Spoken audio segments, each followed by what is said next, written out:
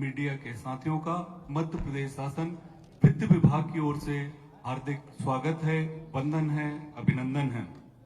इस अवसर पर हमारे बीच मंचासीन हैं माननीय उप मुख्यमंत्री जी वित्त श्री जगदीश देवड़ा, अपर मुख्य सचिव वित्त श्री मनीष रस्तोगी, सचिव वित्त श्री लोकेश कुमार जाटव, सुश्री प्रिया पारेख, आर्थिक सलाहकार वित्त विभाग, आयुक्त कोष एवं लेखा श्री भास्कर लाछाकार, संचालक बजट श्री राजीव रंजन मीणा, रोहित सिंह अपर सचिव वित्त विभाग।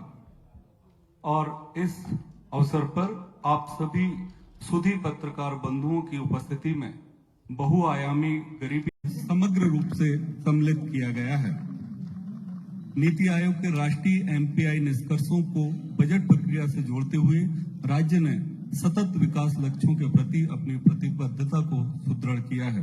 यह पुस्तिका सामाजिक क्षेत्र में प्रगति हेतु राज्य के निरंतर प्रयास और दृढ़ संकल्प का सशक्त प्रमाण है, जिसका उद्देश्य प्रत्येक नागरिक को सम्मान, अवसर और समृद्धि सुनिश्चित करना है।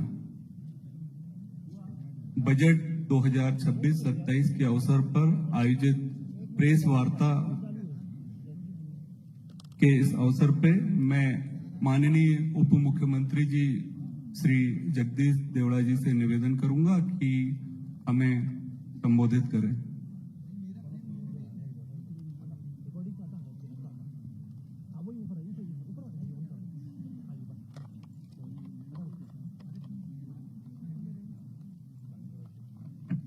सभागार में उपस्थित सभी प्रिंट मीडिया, इलेक्ट्रॉनिक मीडिया के हमारे सभी सम्मानीय साथी, मंच पर उपस्थित मेरे साथ में बैठे एसीएस वित्त आदरणीय मनीष रस्तोगी जी, लोकेश जी, मीणा जी और भी हमारे सब सहयोगी साथी, वित्त विभाग के सभी अधिकारी, उपस्थित साथियों। मध्य प्रदेश भारतीय जनता पार्टी की सरकार और सरकार के मुखिया यशस्वी मुख्यमंत्री डॉक्टर मोहन यादव जी के नेतृत्व में आज मध्य प्रदेश सरकार का वर्ष 2026-27 का यह बजट आज विधानसभा में प्रस्तुत हुआ है। मैं मुख्यमंत्री जी को भी, प्रदेश की जनता को भी, आपको भी, सबको बधाई देना चाहता हूं। बजट से बड़ी आशाएं होती है आम जनता को भी, सभी वर्गों को, और इसलिए पहले भी जब बजट प्रस्तुत हुए हैं तो हमारा यह प्रयास रहा कि जनता की भावनाओं का सम्मान होना चाहिए, जनता से सुझाव आमंत्रित करना चाहिए। हमने इस बजट में भी आम जनता से सुझाव आमंत्रित किए थे।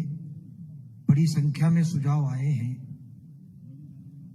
और विषय विशेषज्ञों से भी हमने बजट पूर्व संवाद का कार्यक्रम किया था, जिसमें प्रबुद्ध जनों को हमने आमंत्रित किए थे, विषय विशेषज्ञों को किए थे। उसमें भी काफी बड़ी संख्या में महानुभाव आए थे। बहुत ही अच्छे सुझाव कि आने वाला बजट मध्य प्रदेश का जो आ रहा है, जो आज प्रस्तुत किया है, कैसा होना चाहिए, किन बातों का ध्यान रखा जाना चाहिए, किन किन लोगों के लिए क्या किया जाए, क्या बेहतर हो सकता है, सुझाव आए। निश्चित रूप से हमारा भी ये प्रयास रहा है कि जो भी ऐसे सुझाव जो बजट में सम्मिलित करने जैसे होते हैं, उनको हमने सम्मिलित किए भी हैं। मैं वित्त विभाग के हमारे सभी प्रमुख अधिकारियों का भी मैं इस अवसर पर आपके सामने धन्यवाद करना चाहूंगा कि बहुत ही लंबे समय से अथक प्रयास करके, परिश्रम करके बजट को तैयार किया है और सबकी भावनाओं का सम्मान हो, प्रदेश विकसित मध्य प्रदेश बने, यशस्वी प्रधानमंत्री नरेंद्र मोदी जी के संकल्प को पूरा करने में अहम भूमिका हो, विकसित भारत, आत्मनिर्भर भारत, इन सब बातों का समावेश करते हुए सबका साथ, सबका विकास, सारी बातों का ध्यान रखते हुए बजट बनाया है और आज बजट हमने प्रस्तुत किया है।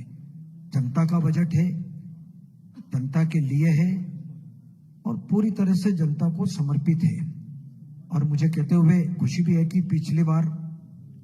पिछले वर्ष को उद्योग वर्ष के रूप में घोषित किया था, लेकिन इस बार माननीय मुख्यमंत्री जी ने, सरकार ने किसान कल्याण वर्ष के रूप में भी घोषित किया है। तो हमने विशेष बजट में किसानों की समृद्धि के लिए, उत्पादन का मूल्य ठीक मिले, सारी बातों का ध्यान रखते हुए हमने बजट में प्रावधान किए हैं। मैं एक बार और आप सबको भी बधाई देता हूं, क्योंकि आपके माध्यम से ही सब कुछ होता है, जनता तक बात पहुंचती है।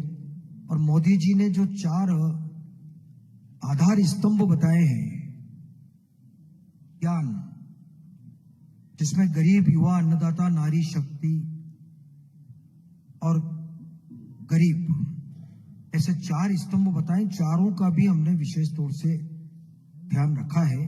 और कोशिश हमने ये की है कि सर्वस्पर्शी बजट हो, गांव, गरीब, किसान, मजदूर, महिलाएं, सभी वर्ग का ध्यान इसमें रखा जाए। जितनी योजनाएं गरीब कल्याण की चल रही है, उनको भी निरंतर जारी रख करके वो भी हम काम करें। एक और प्रयास हमारे विभाग के सारे अधिकारियों ने भी बड़े परिश्रम के साथ में, पिछली बार भी हमने 0 बजट के हिसाब से रखा था, और अभी इसको रोलिंग बजट के हिसाब से प्रक्रिया का हमने पालन किया है कि आने वाले 26-27, 27-28, 28-29 आने वाले वर्षों में भी प्रदेश के विकास में क्या हो सकता है, कहां कहां कैसा डेवलपमेंट हो, कौन सी योजनाएं रखी जाए, क्या किया जाए 2047 को दृष्टिगत रखते हुए, तो उसका भी हमने इसमें पूरा ध्यान रखा है। लेकिन आपको पता है कि आज जो बजट प्रस्तुत हुआ है, उसमें पिछला जो बजट हुआ था वो 4,21,000 करोड़ का था, आपको पता है, उसको साहित्य आपके पास है। लेकिन इस बार 4,38,317 करोड़ का ये बजट हुआ है, जिसमें राजस्व व्यय 3,08,658 करोड़ का और कुल पूंजीगत व्यय इसमें 80,266 करोड़ का।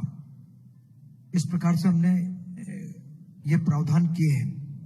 और कुछ विभागों को जहां आवश्यकता है और कुछ महत्वपूर्ण जहां जनता से जुड़े हुए काम है, उनमें हमने ग्रामीण विकास विभाग में 37% की वृद्धि की, हमने नगरीय विकास एवं आवास विभाग में हमने 16% की वृद्धि की, महिला बाल विकास में हमने 26% की, राजस्व विभाग में 43%, स्कूल शिक्षा में हमने 11% की वृद्धि की है।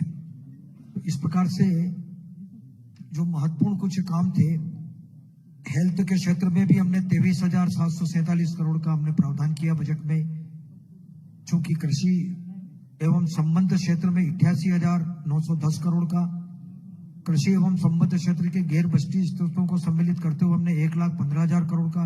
वैसे मैंने सारी बातें अभी बजट भाषण में की है, लेकिन कुछ प्रमुख योजनाओं में जो प्रावधान किया है, लाडली बहना योजना, इसमें लगभग 23,800 करोड़ का, और बीबीजी रामजी योजना में लगभग 10,400 करोड़ का, मुख्यमंत्री किसान कल्याण योजना में लगभग 5,500 करोड़ का, राष्ट्रीय स्वास्थ्य मिशन में लगभग 4,600 करोड़ का, सिंहस्थ का आयोजन आपको पता है कि 2028 में सिंहस्थ का आयोजन होगा, उसमें लगभग 3,000 करोड़ का प्रावधान हमने किया।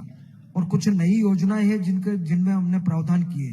द्वारका योजना अगले 3 वर्षों में 5,000 करोड़ का निवेश होगा।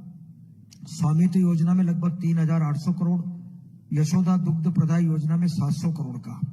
इस प्रकार हमने कुछ प्रावधान हमने किए हैं।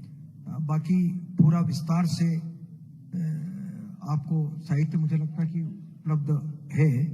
अनुसूचित जाति जनजाति वर्ग के लिए भी हमने 1,83,708 करोड़, ऐसा कुल मिलाकर के 47,428 करोड़, और अनुसूचित जाति में 31,192 करोड़, इस प्रकार हमने प्रावधान किए हैं। लेकिन विशेष तौर से मैं थोड़ा सा ध्यान आकर्षित करूंगा आपका कि किसान कल्याण वर्ष जो घोषित किया है, तो विशेष तौर से हमने कैसे किसान कल्याण के बारे में विचार किया है।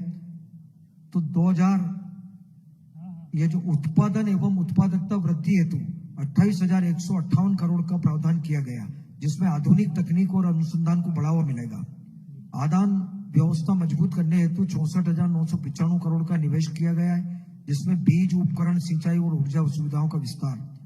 उपज का बेहतर मूल्य दिलाने हेतु 8,091 करोड़ का, सुरक्षा चक्र के लिए हमने 13,769 करोड़ का, जिसमें फसल बीमा, राहत राशि, कल्याण योजनाएं सम्मिलित है।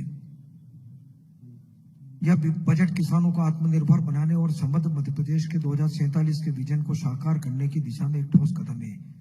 तो साथियों, पूरे विस्तार से तो अभी बजट भाषण में मैंने सब कुछ आंकड़े दिए हैं और साहित्य भी आपको उपलब्ध करवाया है। मुझे लगता है कि जो कुछ बेहतर हो सकता प्रदेश के लिए, विकास के लिए, प्रदेश आगे बढ़े हमारा और सभी दृष्टि से आगे बढ़े, उसके लिए हमने हर संभव प्रयास किया है। मैं ये चाहूंगा कि हमारे राजीव रंजन जी प्रेजेंटेशन देंगे, तो ताकि विभाग के बारे में कुछ और जानकारियां उनके हो जाएगी, फिर आप के द्वारा जो भी पूछा जाएगा उसका जवाब हम देंगे।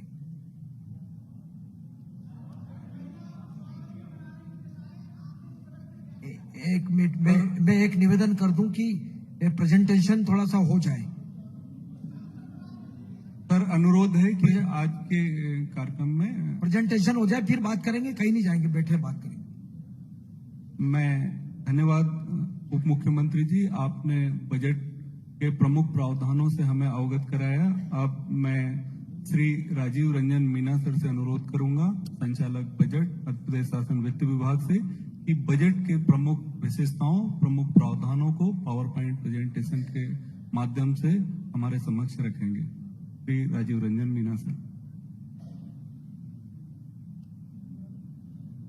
आज की इस बजट 2026-27 की प्रेस कॉन्फ्रेंस में सहभागिता कर रहे माननीय मंत्री वित्त विभाग जगदीश देवड़ा जी, अपर मुख्य सचिव श्री मनीष रस्तोगी जी, सचिव वित्त विभाग श्री लोकेश कुमार जाटव जी, वित्तीय सलाहकार श्रीमती प्रिया पारिक जी, मेरे समस्त सहयोगी अधिकारीगण, प्रिंट, इलेक्ट्रॉनिक, डिजिटल एवं सोशल मीडिया के समस्त साथीगण, मैं आप सभी का इस प्रेस कॉन्फ्रेंस में स्वागत करता हूं।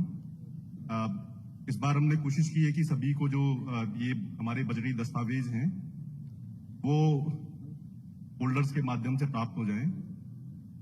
इसके साथ ही जो बजट साहित्य है वो आपको QR कोड के माध्यम से हमारे जो अटेंडीज लगे हुए हैं उसके माध्यम से भी प्राप्त किया जा सकता है, और बजट की जो हमारी फाइनेंस डिपार्टमेंट की वेबसाइट है उस पर भी हम उसको अपलोड कर रहे हैं।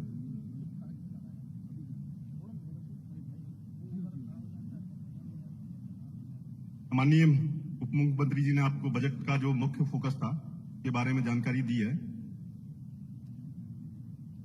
जो ये बजट है वो जो हमारा वित्तीय वर्ष 25-26 का बजट था वो ज्ञान पर आधारित था, और उसको और समावेशी और विस्तारित करते हुए इस बार 2 आई उसमें ऐड किए हैं। तो ये इस बार ज्ञानी आधारित है, और जो नए 2 आई ऐड किए हैं वो इंफ्रास्ट्रक्चर और इंडस्ट्री से रिलेटेड हैं। पहले के जो ज्ञान में जो 4 अल्फाबेट समाहित थे वो गरीब कल्याण से, ई, वाई से युवा शक्ति, ए से अन्नदाता, एन से नारी शक्ति। आपको जैसा पता होगा कि इस बार जो जिस पुस्तिका का विमोचन किया है वो गरीब कल्याण से संबंधित जो मध्य प्रदेश शासन की नई पहल है कि मल्टी डायमेंशनल पॉवर्टी इंडेक्स को हम अपने बजटीय जो प्रक्रिया में सम्मिलित कर रहे हैं, और उसके आधार पर जो शासन की अंत्योदय की अवधारणा है उसको बजट में प्रस्तुत किया है। युवा, आपको ये जानकर हर्ष हुआ कि मध्य प्रदेश की जो डेमोग्राफिक प्रोफाइल है उसके अनुसार जो है मध्य प्रदेश की जो डेमोग्राफिक प्रोफाइल है उसमें युवाओं की भागीदारी आने वाले वर्षों में बढ़ेगी, और 2026-27 में जो आज की हम बात कर रहे हैं 62.7% से बढ़ के वो 2036 में 64.5% हो जाएगी। तो ये जो डेमोग्राफिक डिविडेंड है, इस डेमोग्राफिक डिविडेंड को हमें अपने मध्य प्रदेश का जो समृद्ध मध्य प्रदेश का जो विजन डॉक्यूमेंट है उसके हिसाब से इसको हमें इसकी जो ध्यान में रख के कि जो डेमोग्राफिक डिविडेंड है उसको हम किस तरीके से उस समृद्ध मध्य प्रदेश के विजन के हिसाब से तैयार कर सकते हैं, जिससे कि ये हमारी सभी जो आकांक्षाएं उनकी पूर्ति कर सके। अन्नदाता के संदर्भ में आपको जैसे बताया कि 2026 को जो वर्ष है उसको किसान कल्याण वर्ष घोषित किया गया है, और उसमें आपको पता होगा कि मध्य प्रदेश की जो इकोनॉमी है उसमें जो 43% कंट्रीब्यूशन है वो एग्रीकल्चर एंड अलाइड एक्टिविटीज का ही है, और मध्य प्रदेश का सबसे तेज ग्रोथ वाला सेक्टर यही है जो 16.1% की CAGR से बढ़ रहा है। नारी सशक्तिकरण की दिशा में जैसे प्रदेश लगातार कार्य कर रहा है, और जो आगे के जो इंडस्ट्री और इंफ्रास्ट्रक्चर के बारे में मैं आपको विस्तार से बताऊंगा। ये समृद्ध मध्य प्रदेश का जो विजन डॉक्यूमेंट है वो मध्य प्रदेश सरकार ने लॉन्च किया है, और उसमें ये बताया कि पिछले विगत वित्तीय वर्षों में 2011-12 से 2023-24 तक जो मध्य प्रदेश की इकोनॉमी है 13% की CAGR की दर से ग्रो हुई है, और इस दर से जो हमारा विजन है, अगर हम कहते हैं कि जो 23-24 में जो हमारी प्रदेश की GSDP थी वो 13.7 लाख करोड़ थी, वो बढ़ के 2047 में 250 लाख करोड़ उसको करने का लक्ष्य है। और इस पर्टिकुलर उस टाइम पर जो आज की जो PCI पर कैपिटा इनकम है वो 2047 में 22 लाख रुपए प्रति व्यक्ति हो जाएगी। बजट के स्तंभ के बारे में जो इस वर्ष के वित्तीय वर्ष के बजट के जो 5 प्रमुख स्तंभ हैं वो 3 वर्षीय रोलिंग बजट है, किसान कल्याण वर्ष 2026 है, बहुआयामी गरीबी सूचकांक बजटिंग है, पूंजीगत व्यय है, और नई योजनाएं हैं। इसके संदर्भ में आपको आगे आने वाली स्लाइड्स में विस्तार से बताऊंगा।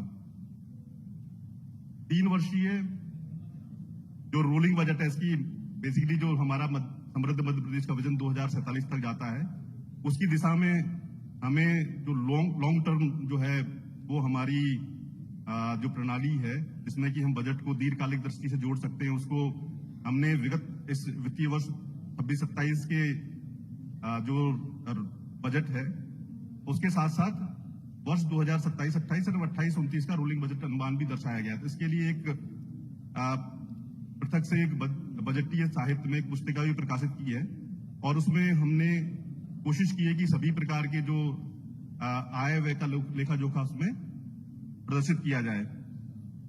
आपको ये जो एक हमने योजना का जो उदाहरण भी दिया है जिसमें ये रखा गया है कि किस तरीके से आगे आने वाले वित्तीय वर्षों में जो 2 योजनाएं इसमें प्रदर्शित की है उनमें बजट का आकार बढ़ेगा। इस तरीके से आगे आने वाले समय में उन आंकड़ों को कोशिश की है कि उनको विभागीय जो आवश्यकता है और गणनाओं के आधार पर उनको सटीक बनाया जा सके। नेक्स्ट, किसान कल्याण बजट के बारे में माननीय मुख्यमंत्री जी ने आपको विस्तार से बताया है कि जो फसल का जो भी चक्र होता है उसमें जो महत्वपूर्ण जो आयाम होते हैं उन सभी आयामों को बजट में समाहित करने की कोशिश की गई है, और उनके लिए पर्याप्त प्रावधान इस बजट में रखे गए हैं। तो टोटल अगर हम इसमें बात करें कि क्योंकि एक प्रदेश की जो अर्थव्यवस्था है उसमें कृषि और किसानों की महत्वपूर्ण उनका योगदान है, तो उसके हिसाब से देखा जाए तो इसमें सभी जो फसल चक्र की जो विभिन्न गतिविधियां होती हैं उसमें 1,15,013 करोड़ का वित्तीय संसाधनों सहित प्रावधान इस बजट में रखा गया है। मल्टी डायमेंशनल पॉवर्टी इंडेक्स के बारे में आपको बताया गया है, तो उसमें बेसिकली इस बार जो पहले जो पॉवर्टी के जितने भी मापदंड होते थे वो आय पर निर्भर करते थे कि आय प्रति व्यक्ति आय कितनी है, उसको उस तरीके से हम अपनी पॉवर्टी को आकलित करते थे। मल्टी डायमेंशनल पॉवर्टी इंडेक्स इसको एक बहुआयामी जो है इंडेक्स है, इसमें आय के साथ शिक्षा, स्वास्थ्य, पोषण, आवास, स्वच्छता एवं आवश्यक सेवाओं को भी सम्मिलित किया जाता है। समग्र रूप से आपकी जो भी वास्तविक स्थिति है, जो आपकी स्थिति है उसके बारे में आप जानकारी प्राप्त हो सकती है, और उसको हम अपने बजटीय जितने भी प्रावधान हैं उसमें से रिफ्लेक्ट करते हैं, उनमें से उनको किस तरीके से हम अपना बढ़ा सकते हैं, जिससे कि उस जो मध्य प्रदेश की जो ये बहुआवामी जो गरीब का जो इंडेक्स है, इसको हम और बेहतर इसको बना सकें। अधोसंरचना विकास जो हमारा एक महत्वपूर्ण स्तंभ है, इसमें इस वर्ष के वित्तीय बजट में कोशिश की गई है कि हम जो पर्याप्त प्रावधान इस अधोसंरचना विकास के लिए रखें। और प्रदेश के इतिहास में इस बार पहली बार जो है 1 लाख करोड़ से अधिक के प्रावधान पूंजीगत उसमें किए गए हैं। इसमें अतिरिक्त बजटीय संसाधन भी सम्मिलित हैं। और मैं ये भी बताना चाहता हूं कि पूंजीगत व्यय जो है वो, अगर हम इसकी बात करते हैं तो आपने ये जो हमारा समृद्ध मध्य प्रदेश है, उसके दृष्टिकोण को साकार करने के लिए सबसे महत्वपूर्ण अगर कोई इन्वेस्टमेंट है वो ये हमारा पूंजीगत जो भी प्रावधान है उससे निकलता है। और अगर हम कोरिलेशन की बात करें तो अगर किसी भी जगह, मतलब अगर किसी भी इकोनॉमी में अगर 1 लाख करोड़ का पूंजीगत व्यय होता है तो उसमें जीएसडीपी ग्रोथ अगर उसको हम बात करें तो उससे 2.4 से 3 टाइम्स उससे बढ़ता है। मतलब अगर हम 1 लाख करोड़ अगर उसमें पूंजीगत व्यय करते हैं तो उससे 2.4 गुना और 3.4 गुना तक उसमें वृद्धि हो सकती है। और एम्प्लॉयमेंट जनरेशन में पूंजीगत व्यय का महत्वपूर्ण योगदान रहता है। हर 1 लाख करोड़ रुपए पे 1.2 मिलियन जॉब्स, मतलब रोजगार के अवसर उससे पैदा होते हैं, जो प्रत्यक्ष और अप्रत्यक्ष रूप से लोगों को उनके जीवन स्तर में सुधार करने के लिए मिलते हैं। रेवेन्यू की अगर हम बात करें कि इस जो पूंजीगत व्यय हो रहा है उससे अगर हम कोरिलेट करते हैं कि रेवेन्यू कितना बढ़ रहा है, तो इसके लिए भी जो आंकड़े हैं वो ये कि हर 1 लाख करोड़ पे 30,000 से 40,000 करोड़ का जो है टैक्स बायंसी मिलती है कि हर साल उससे लगभग 2-3 वर्षों तक अगर आप 1 लाख करोड़ का व्यय करते हैं तो उससे देश या प्रदेश को लगभग इतने 30 से 40,000 करोड़ का ही वर्ष जो है एक्स्ट्रा रेवेन्यू मिलता है। उसके आप अगर इसको इंडस्ट्रियल प्रोडक्शन से कोरिलेट करोगे तो 2 से 3% जो एनुअली आपका इंडेक्स ऑफ इंडस्ट्रियल प्रोडक्शन बढ़ता है, क्योंकि जितना भी पूंजीगत व्यय होता है उससे आप स्टील, सीमेंट, मशीनरी जैसे उद्योगों को प्रोत्साहित करते हो। और सबसे महत्वपूर्ण बात है कि इंटर जनरेशनल इक्विटी, क्योंकि आज अगर हम इन्वेस्ट करेंगे तो अगले आने वाली पीढ़ियों के लिए हम एक बेहतर भविष्य दे पाएंगे। तो ये पूंजीगत व्यय अपने आप में ही जो एक स्तंभ है, ये मध्य प्रदेश सरकार का जो विजन है, वित्त शासन का जो विजन है कि हम जो समृद्ध मध्य प्रदेश का विजन, उसमें महत्वपूर्ण पड़ाव हमारा यही है। पूंजीगत व्यय के आंकड़े मैंने आपको प्रदर्शित किए हैं कि इस बार वित्तीय वर्ष 26-27 में 80,266 करोड़ का हम पूंजीगत व्यय का प्रावधान रखा है।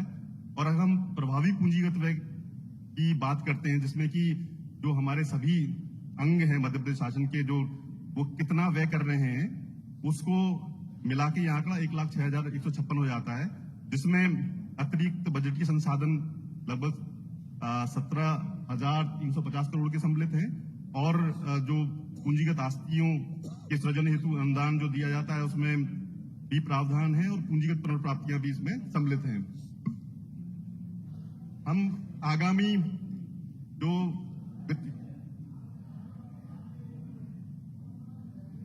जल्दी करते हैं इसको, हाँ, तो ये अपने अतिरिक्त वित्तीय संसाधनों की जो हमने दिए कि किस किस जो हमारे कॉर्पोरेशन से कितना कितना हम व्यय करेंगे प्रभावी पूंजीगत व्यय, उसकी जानकारी आपको हमने प्रदर्शित की है।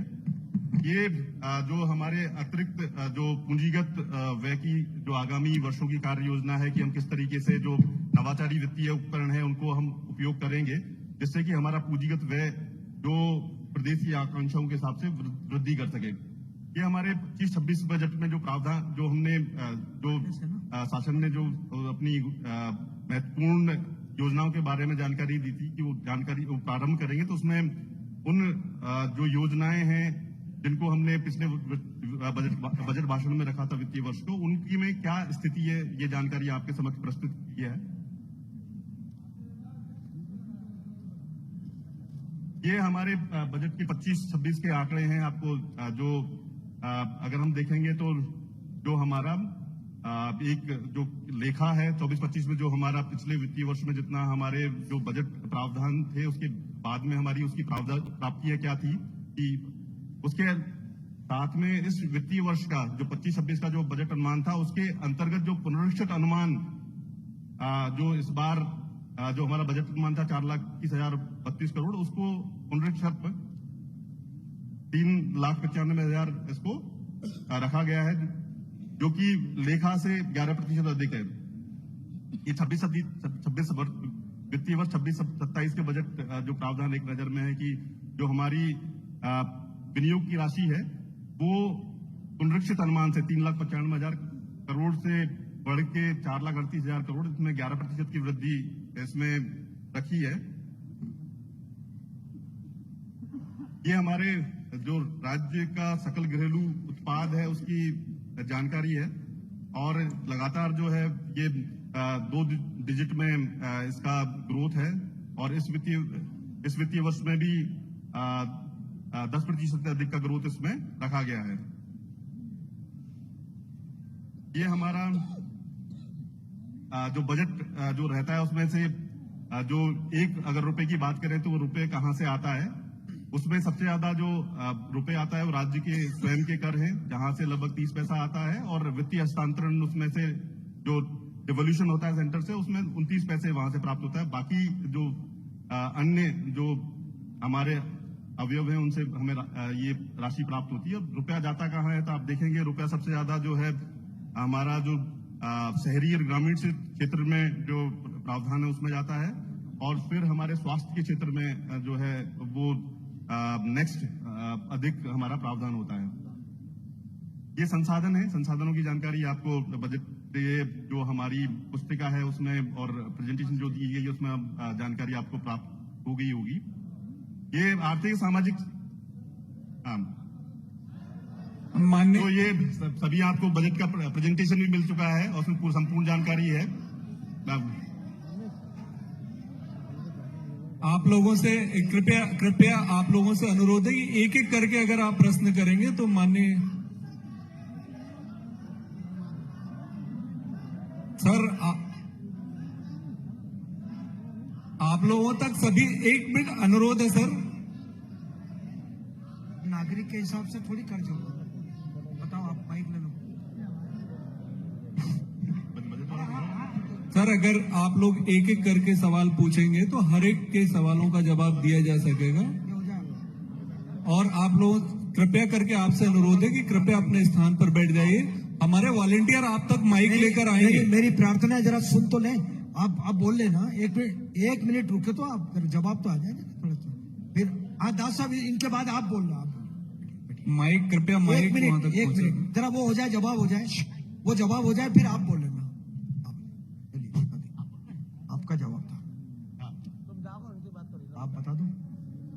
मैं प्रति व्यक्ति कोई कर्ज अगर वो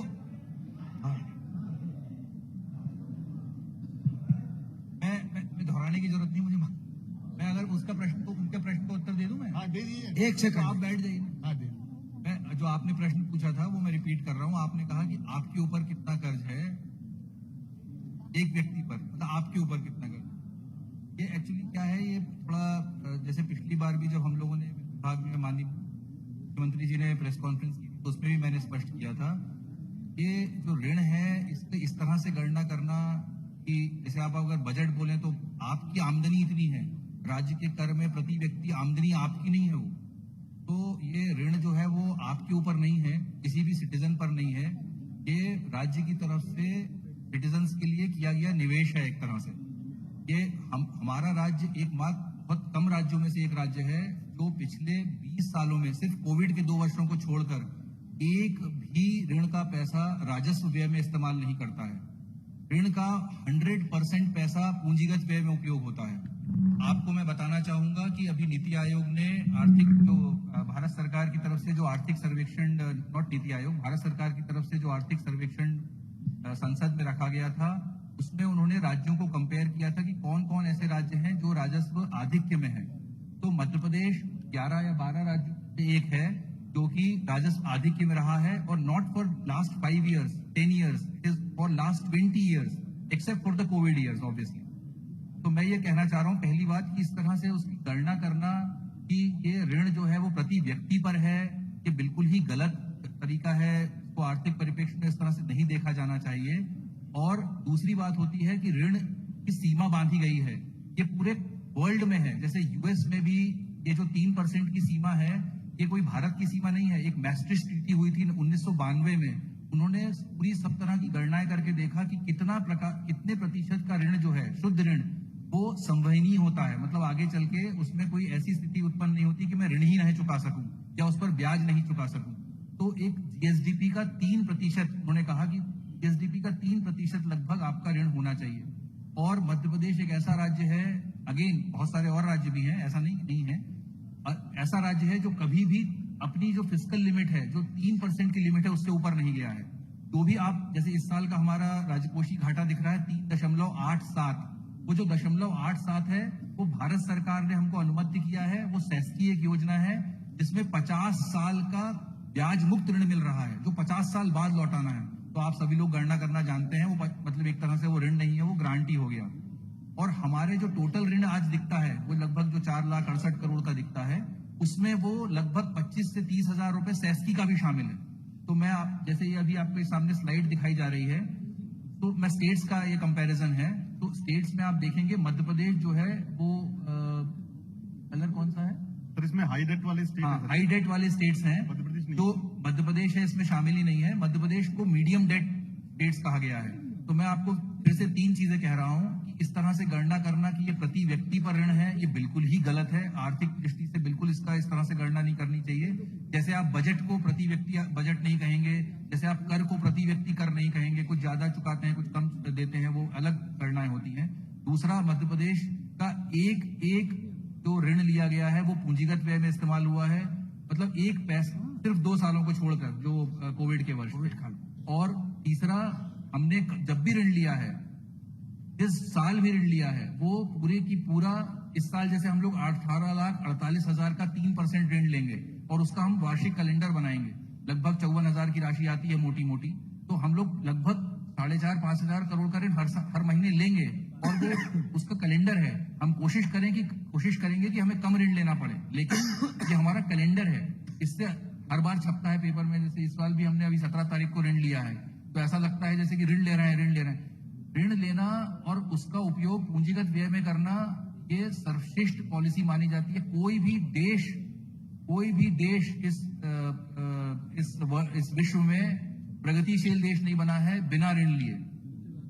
और कोई भी व्यक्ति या कोई भी कंपनी भी प्रगतिशील कंपनी नहीं बनी है बिना ऋण लिए। ऐसा मैं नहीं कह रहा हूं कि आपको सर समझ गए हम लोग।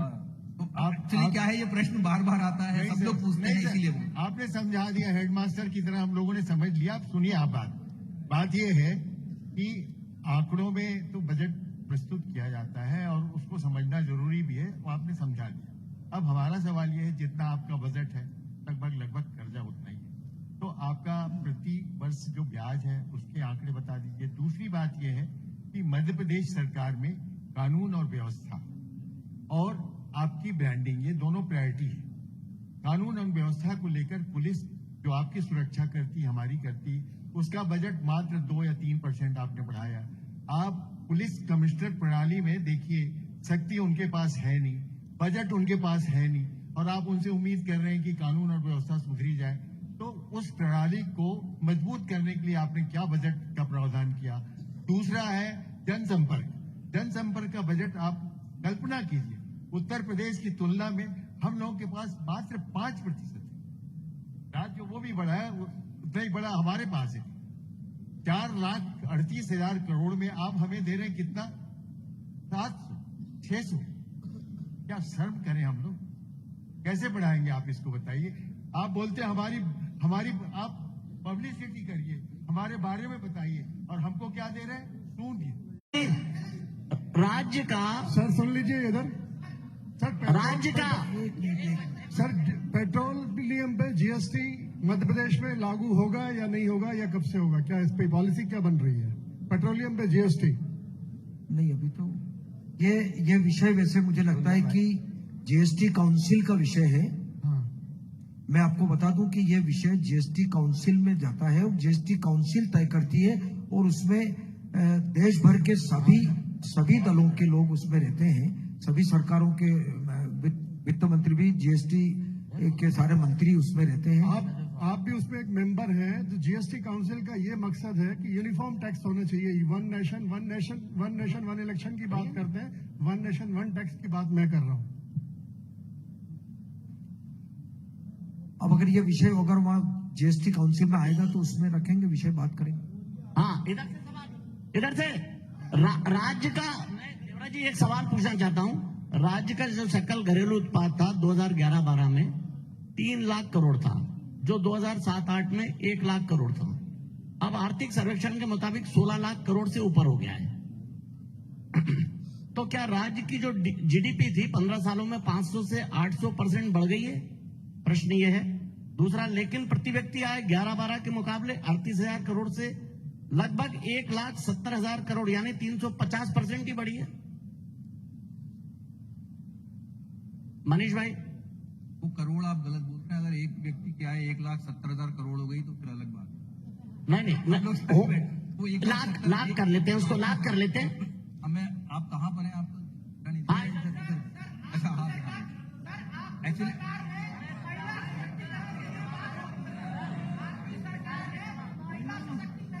सर मनीष भाई उसका जवाब दीजिए ना, प्लीज कृपया कृपया शांति। प्लीज मेरी रिक्वेस्ट है, मेरी प्रार्थना, आप जरा 1 मिनट, अरे आपका जवाब देंगे ना, सवाल का जवाब देंगे जरा।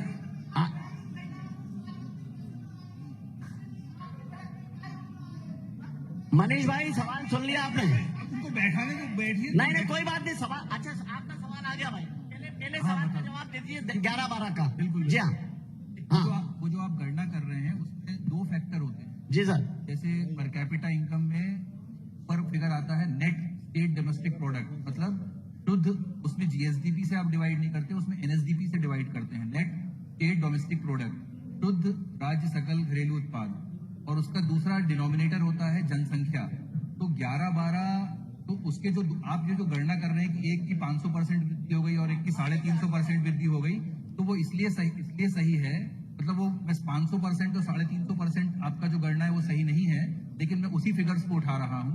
उसमें अंतर आएगा क्योंकि एक आपने सिर्फ न्यूमरेटर को लिया है और दूसरा जो आंकड़ा है वो न्यूमरेटर डिवाइडेड बाय डिनोमिनेटर है। वो डिनोमिनेटर जो है वो जनसंख्या का है, तो हो सकता है जनसंख्या की वृद्धि अलग रही हो और ये जो आपका एनएसडीपी की वृद्धि अलग रही हो। आपने जीएसडीपी से, सुन तो लीजिए, आपने जीएसडीपी से कैलकुलेट किया है। जीएसडीपी माइनस डिप्रिसिएशन, एक डिप्रिसिएशन होता है क्योंकि आपके जितने भी आपने कैपिटल वर्क्स, मतलब जितने भी कैपिटल आपने निर्माण किया है उसका डिप्रिसिएशन माइनस होता है। जैसे इस बार की जो मैं आपको बताना चाहूंगा, इस बार की जो पर कैपिटा इनकम है 25-26 की, जो अभी आर्थिक सर्वेक्षण में आई है, वो 16,69,000 जीएसडीपी है, लेकिन उसमें से हमारा लगभग 1,50,000 करोड़ का डिप्रिसिएशन है, तो वो 15,03,000 हुआ। और हमारा जो पॉपुलेशन का प्रोजेक्शन है वो 8.91 करोड़ है, तो उसको 15,03,000 डिवाइडेड बाय 8.91 करोड़, वो रकम है 1,69,000 जो अभी आर्थिक सर्वेक्षण में आई है। तो आपका एक तो जीएसडीपी का गलती आप कर रहे हैं और दूसरा वो डिनोमिनेटर की जनसंख्या वाली गलती आप कर रहे हैं। मनीष जी, ऐसा नहीं, इस वर्ष की कितना केंद्रीय बजट इस बार केंद्र का कितना हिस्सा लूज हुआ है, ऐसा नहीं, इस वर्ष की वजह से 31 जनवरी की स्थिति में। अब उनका आंसर दे लें दीजिए, सशक्तिकरण बता दो।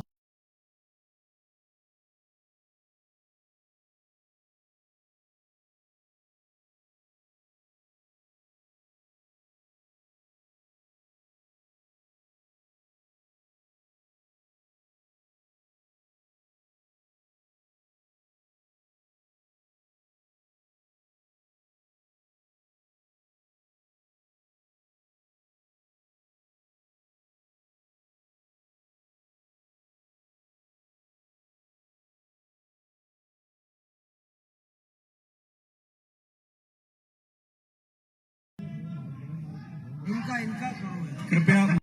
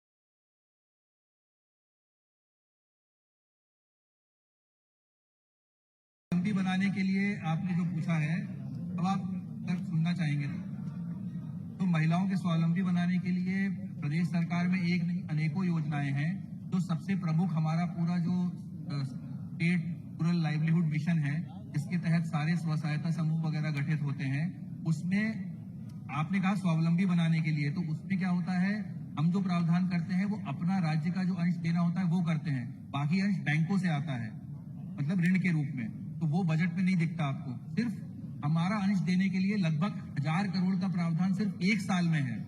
सिर्फ ये SRLM के जो स्व सहायता समूह के ग्रुप्स के लिए है। ये सिर्फ एक साल में 1000 करोड़ रुपए सिर्फ उस राज्य का अंश देने के लिए है। अब आप देखिए कि अगर मैं इसको 10 गुना भी कर दूं तो 10,000 करोड़ का लगभग ऋण हम लोग बांट सकेंगे, अगर हम लोग इस 1000 करोड़ का पूरा इस्तेमाल कर सके तो ये सिर्फ एक योजना है। उसके बाद मुख्यमंत्री उद्यम क्रांति योजना है। मुख्यमंत्री उद्यम क्रांति योजना में हम लोगों ने ये राज्य शासन का वैसे लिखा हुआ नहीं है, लेकिन अनसेड वो है कि हम कम से कम 30% महिलाओं को ऋण दिलवाएंगे। उसमें भी हम लोग जो प्रावधान किए, मुख्यमंत्री उद्यम क्रांति योजना का लगभग 30% राशि महिलाओं पर व्यय होती है। तो आपका जो महिला का स्वावलंबी बनाने का वो है, ये 2 योजनाएं प्रमुख हैं। उसके बाद लाडली बहना योजना में एक सर्वे अभी स्टेट बैंक ऑफ इंडिया ने किया था। उसमें उन्होंने ये बताया कि लगभग 40% महिलाएं इस राशि का उपयोग छोटा मोटा अपना काम शुरू करने के लिए कर रही हैं। मतलब सभी लोग तो नहीं करते, लेकिन लगभग 40%। उनका रैंडम सैंपलिंग था। SBI की रिपोर्ट है, हमारी रिपोर्ट नहीं है। तो आप ये सोच के देखिए कि मध्य प्रदेश जैसे राज्य में, जहां आपने बिल्कुल सही कहा कि 50% भागीदारी महिलाओं की होती है, उसमें इतनी बड़ी राशियां हम लोग स्वावलंबी बनाने के लिए उनके लिए उपयोग कर रहे हैं।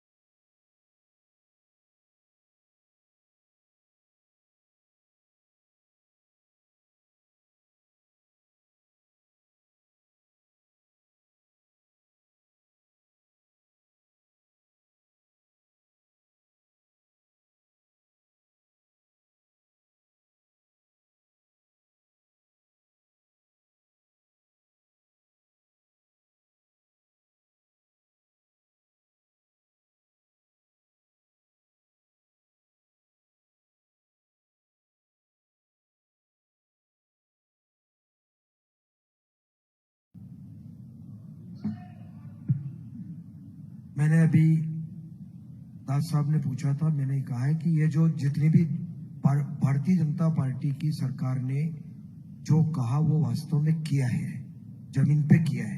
हो सकता है कि आप जो बता रहे हैं पता नहीं, जानकारी ले लेंगे, लेकिन मैं ये भरोसा दिला रहा हूं सभी सदन के सभी सदस्यों को कि जो कहा है उसको हम पूरा करेंगे। डिप्टी सीएम साहब, एक मेरा क्वेश्चन है। डिप्टी सीएम सर इधर।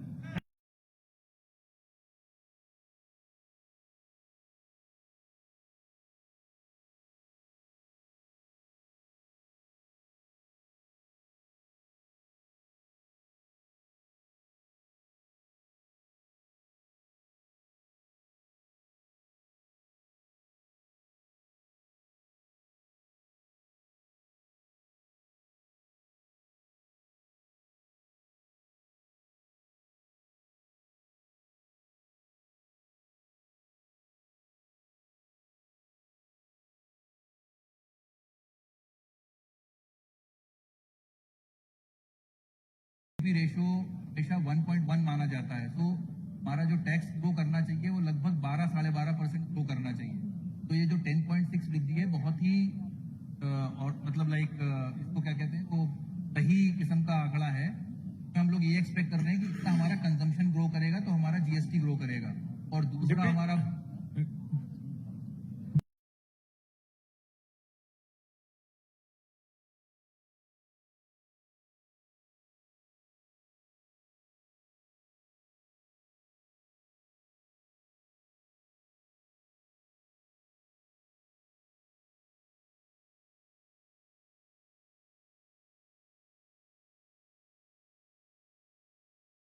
हेलो मध्य